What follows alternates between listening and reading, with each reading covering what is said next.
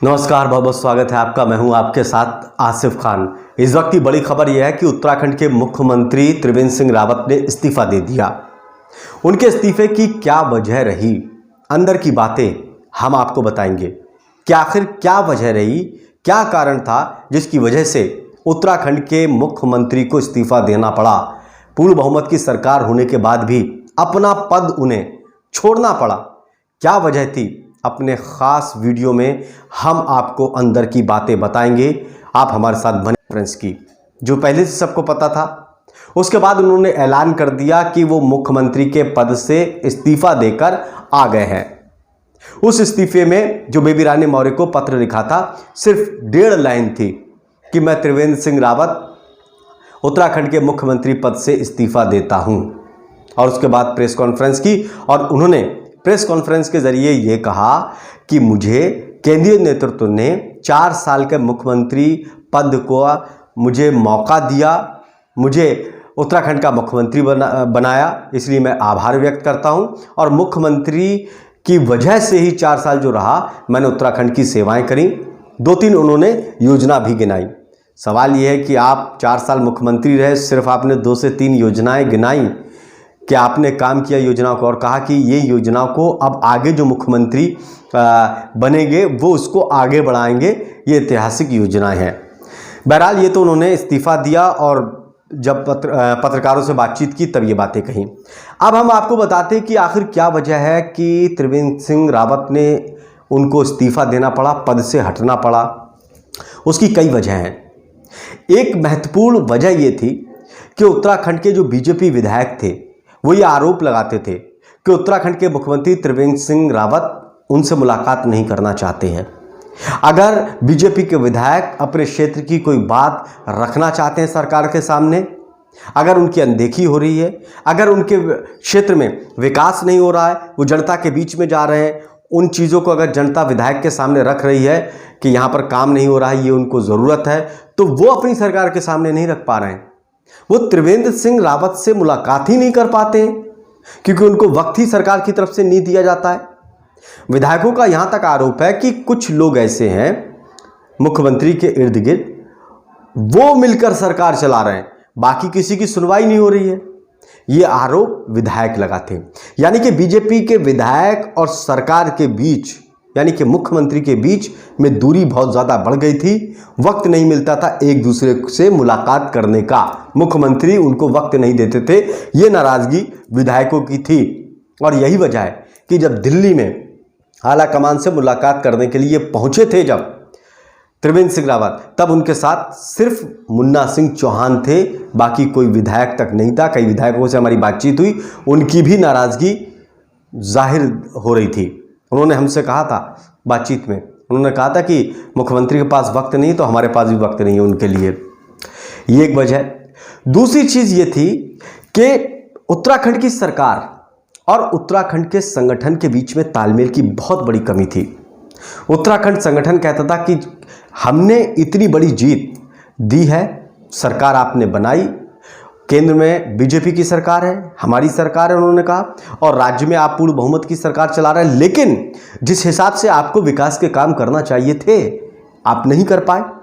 अब 2022 में, यानी कि 1 साल के बाद जब चुनाव होगा, जनता के बीच में जाएंगे तो किस मुंह से जाएंगे, किस लहजे में उनसे बात करेंगे, क्या जवाब देंगे। हमने जो वायदे किए थे घोषणा पत्र में, आप उन वायदों को पूरा नहीं कर पाए, अब उसका सामना हमें करना पड़ेगा, ये संगठन कह रहा था। संगठन नाराज था इनके कामकाज के तरीके से लेकर, इनके व्यवहार से लेकर, इसलिए सरकार और संगठन में नहीं बन पा रही थी। ये बात आलाकमान को पता चल रही थी। दूसरी बात हो गई है।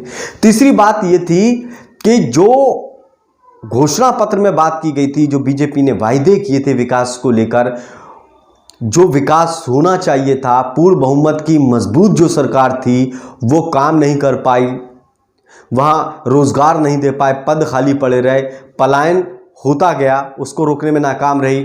कुंभ इतना बड़ा आयोजन था, उस कुंभ के आयोजन को सफलतापूर्वक करने में नाकाम रही। साधु संत की नाराज़गी जो थी वो किसी से छुपी नहीं है। विपक्ष तो निशाना साध रहा था, साधु संत भी नाराज़ थे। ये वजह थी, साधु संत भी इस सरकार से खुश नहीं थे। बार बार वो भी अल्टीमेटम दे रहे थे। इसके अलावा ये चीज़ हुई विकास के कामों को लेकर, आपने सड़क, बिजली, पानी, पलायन, रोजगार, किसानों की असंतुष्टि, इन सब को लेकर आपने काम नहीं किया, ये भी एक बड़ी वजह थी। इसके अलावा एक बहुत बड़ी नाकामी त्रिवेंद्र सरकार की ये थी कि 3 पद कैबिनेट के खाली पड़े थे, उन 3 पदों को ये अभी तक भर नहीं पाए। अब आप बताइए, छोटा सा राज्य है और इसमें कम कैबिनेट के पद हैं, उसको भी आप नहीं भर पा रहे हैं। 3 पद खाली पड़े हैं, यानी कि एक एक कैबिनेट मंत्री के पास इतने ज़्यादा पद थे, विभाग थे कि उसको संभालते संभालते वो परेशान थे। कैसे विकास के काम करते? आपने 3 पद कैबिनेट मंत्री को उसको भर ही नहीं पाए आप। गैरसैंण आपको राजधानी बनाना थी, गैरसैंण की राजधानी बनाने को लेकर वायदा किया गया था, लेकिन आपने क्या कमिश्नरी बना दिया उसको, ना तो जिला घोषित किया गैरसैंण को, डायरेक्ट कमिश्नरी सिस्टम लागू कर दिया। ये कहाँ का है सिस्टम है? तो ये जो घोषणा पत्र था उसको आपने लागू नहीं किया, 3 पद जो खाली पड़े थे कैबिनेट के उसको नहीं भरा। इसके अलावा आला कमान की तरफ से भी इस तरह के संकेत मिल रहे थे कि आला कमान भी संतुष्ट नहीं है कामकाज को लेकर, जो मुख्यमंत्री के कामकाज है उसका रवैया है। इनको कभी भी तलब किया जा सकता था। ये 2 साल से कयास लगाए जा रहे थे, लेकिन फिर भी 4 साल का लंबा वक्त खींच लिया, बहुत बड़ी बात है। आला कमान खुश नहीं था। इसके अलावा जो उत्तराखंड बीजेपी का संगठन है वो अंदरूनी इस बात को जानता है कि उत्तराखंड की जनता इस सरकार से कामकाज से खुश नहीं थी, यानी कि जनता नाराज है।